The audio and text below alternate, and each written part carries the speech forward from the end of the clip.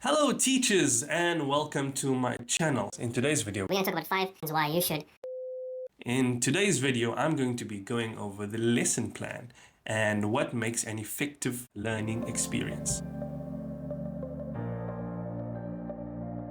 So a recent study has shown that today's generation only has an attention span of 8.25 seconds. And that's compared to the year 2000 when it was 12.5 seconds. Unless you're a veteran teacher with excellent memory and can come up with ideas on the spot, you need a lesson plan. There are certain things I believe you need to have on your lesson plan which would make your class more effective. So let's check them out. So before you start your lesson plan, you first need to think about what is the lesson you are teaching. Is it a grammar lesson? Is it a writing lesson, reading, spelling, vocabulary? There are different types of lessons, obviously. And for each type of lesson, you need to choose a certain teaching methodology. Now, we have different teaching methodologies that we choose for specific lessons. So a writing lesson will have a different teaching methodology compared to a grammar or a spelling lesson. Now, if you would like more information on different teaching methodologies and which would apply to which, I will make a video for that and I'll put that in the description below. So obviously, before you start your class, you need to make sure that you come into the class smiling, looking energized, looking enthusiastic. I know it's not possible all the time, but we have to try our best, isn't it? Because we are there to empower them and educate them. So we come into the class, we greet, hi everyone, with a smile on your face, and this helps build rapport with the students. Sometimes they are a bit tired in the morning. I would greet, and if I only hear one or two voices, then I would greet again, just with a smile on my face, obviously. But this is just to get their attention and for them to greet back and to know that, hey, I've entered the class and I'm ready for business. Just another tip, when starting your lesson, close to the beginning, it's very important to transition from the previous lesson into the next lesson. How do we do this? We do this by reviewing and talking about yesterday's work. So we ask a student, what did we learn yesterday? Can you give me an example? Blah, blah, blah. So that's how we do that. We review yesterday's work so that we can tie it in and get ready for today's work. The lesson objective. Now, for the lesson objective, it's very important that you have the lesson objective on the board from the get-go. So as soon as you start your lesson and you do the lead-in and all of that, when you do write your learning objective, write it big on the board so that students can clearly see it from where they are sitting. You can either write it on the board or on the screen, or you can have it displayed somewhere, but students need to be able to refer to it and look at it, and they'll be reminded that, okay, this is what we are learning today, this is what we are trying to achieve today. Yeah. Also, at the end of the class, you would do a review. When you do the review, you'd refer back to the lesson objective and you'd ask them a few questions. So lesson objective, very important. Your coordinator and your principal will also look for this when they enter the class. So it's very important. Your lesson also needs to have a lead-in. Now, a lead-in is something that you have at the beginning of your lesson before you even talk about your objective and the lesson for today. A lead-in is something, it's the way we get our students to prepare themselves for the lesson. So for example, you could talk to students about what they did yesterday, what they did last night, what they are talking about right now. So what you could do, you could use whatever they are talking about and tie it in with your lesson. For example, if you are teaching a lesson about simple past, you're talking about the past tense. So you could ask your student, hey, what did you do last night? And they'll tell you, I drove my car last night, blah, blah, blah. And you can say, okay. So you drove your car and you did this. And that's how you can somehow tie it into the lesson. That's just a simple example. So from the get-go, the most important thing for your lesson plan is that you engage the students. To engage the students, it means you need to grab the students' attention. So their frame of mind is different than yours. So when you enter the classroom, you'd be thinking about the lesson. whereas they're thinking about other things.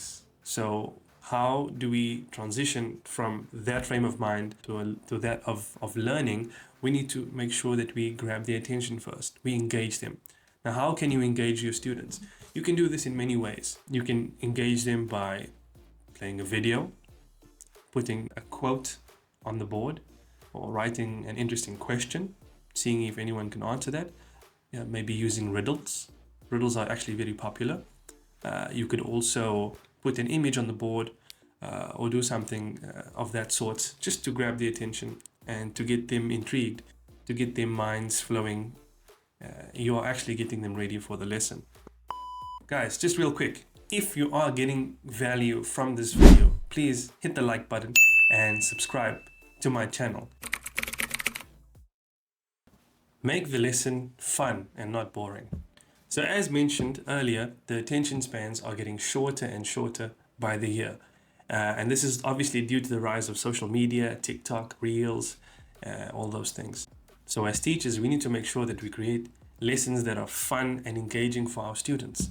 So when planning tasks for your lesson, make sure that your tasks are short and bite-sized and that they are easily digestible for your students, so that they can have this activity and they can quickly move on to the next, and after that one move on to the next and have fun doing it.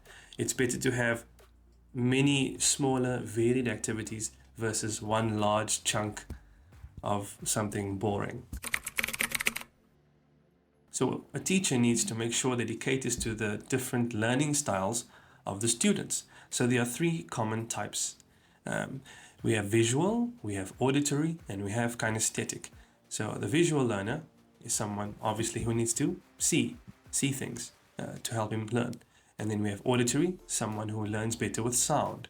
And then we have kinesthetic, someone who needs movement.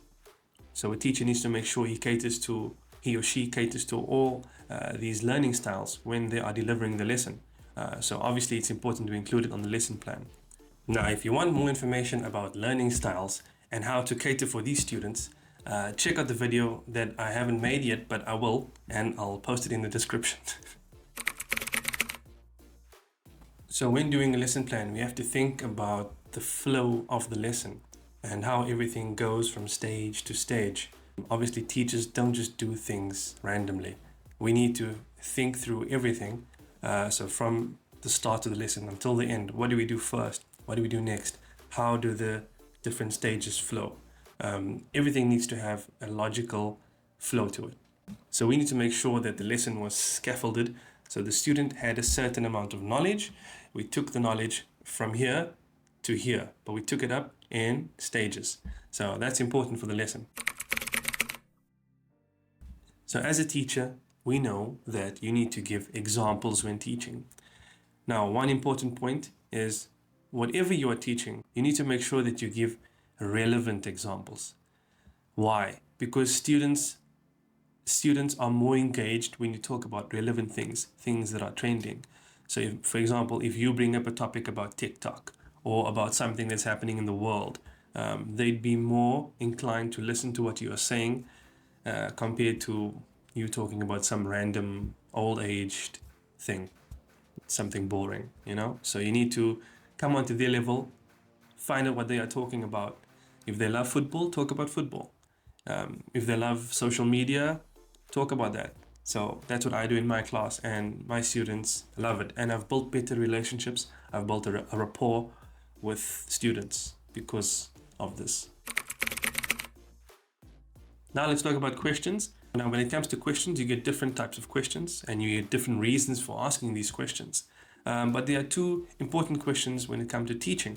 So the first one is CCQ, which is concept checking question, which is like if you are talking about something and you want to check that students understand what you're talking about or a little bit about the lesson, you can ask them a question about the lesson. Then you also get ICQ. ICQs are instruction checking questions. You give them the instruction, you can say it 2 times. Then after that, you would ask a student, which page are we doing? Which exercise are we doing? Just to check that they do understand. And then you don't only ask one, you ask at least another one, another 2. And this is just to ensure that they know what they're supposed to be doing. This also helps the other students, because sometimes students are shy to ask, teacher, what page?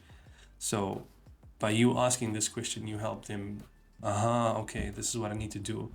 And yeah, if you would like more information, please let me know in the comments so that I could make a video relevant to what you need.